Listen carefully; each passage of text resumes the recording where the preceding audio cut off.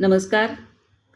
निवडणुकांच्या पार्श्वभूमीवर जेव्हा प्रचार आणि प्रसार हा आता हळूहळू भिनायला लागलेला आहे, त्याच पार्श्वभूमीवर लोकमत पेपरमध्ये एक सदर सादर होतं आहे.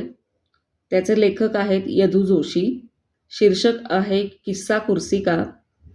समाजकारण आणि राजकारणामध्ये सक्रिय नेते जे होऊन गेले किंवा सध्या असलेल्या सर्वपक्षीय नेत्यांच्या किस्स्यांविषयी ते एक सदर सादर करतात. मला ते फार इंटरेस्टिंग वाटलं, त्यासाठी त्यातलं एक भाग आज मी वाचून दाखवते आहे. पेपर आहे 14 एप्रिल 2024चा, पान नंबर 6, लोकमत पेपर, किस्सा कुर्सी का. लेखक यदू जोशी. आणि ज्यांच्याविषयी त्यांनी हे लिहिलेलं आहे ते आहेत बॅरिस्टर नाथ पै. लोकसभेत रेल्वे अर्थसंकल्पावर चर्चा सुरू होती.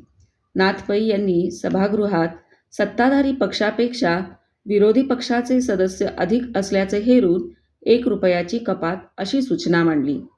ही कपात सूचना मंजूर झाली असती तर तो सरकारचा पराभव ठरणार होता.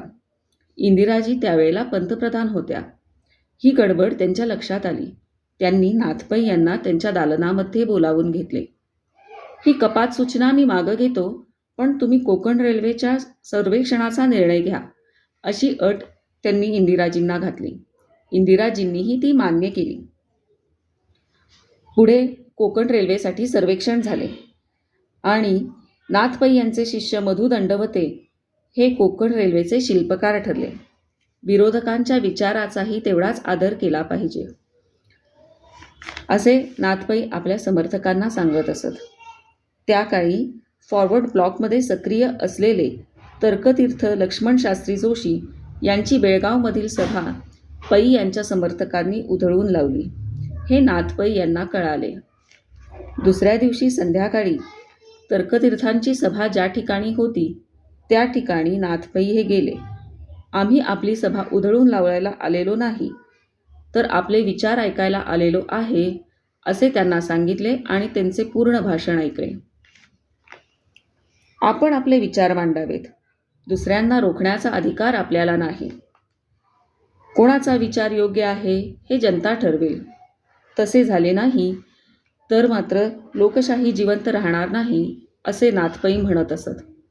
नाथ पै राजापूर मतदारसंघातून 3 वेळेला खासदार झाले.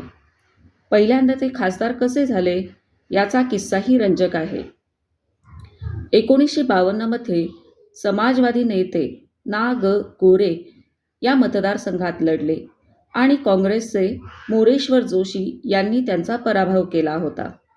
1957 मध्ये नाथ पै यांनी राजापूरमधून लढावे असे गोरे यांनी सुचविले आणि त्यांना उभेही केले.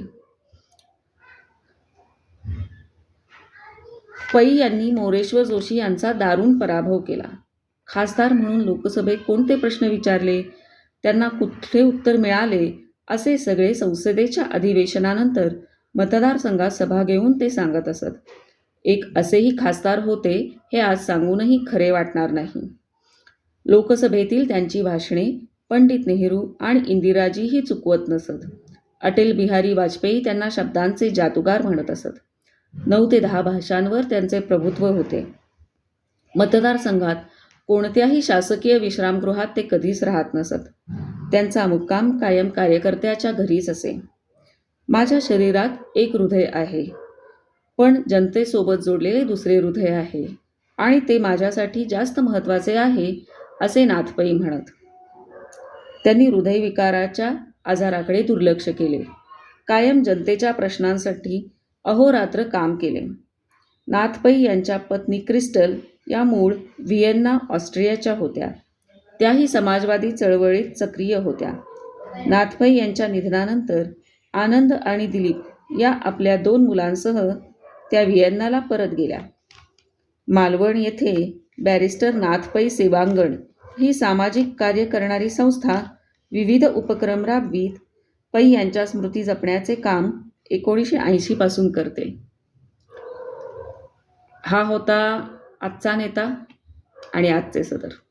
धन्यवाद.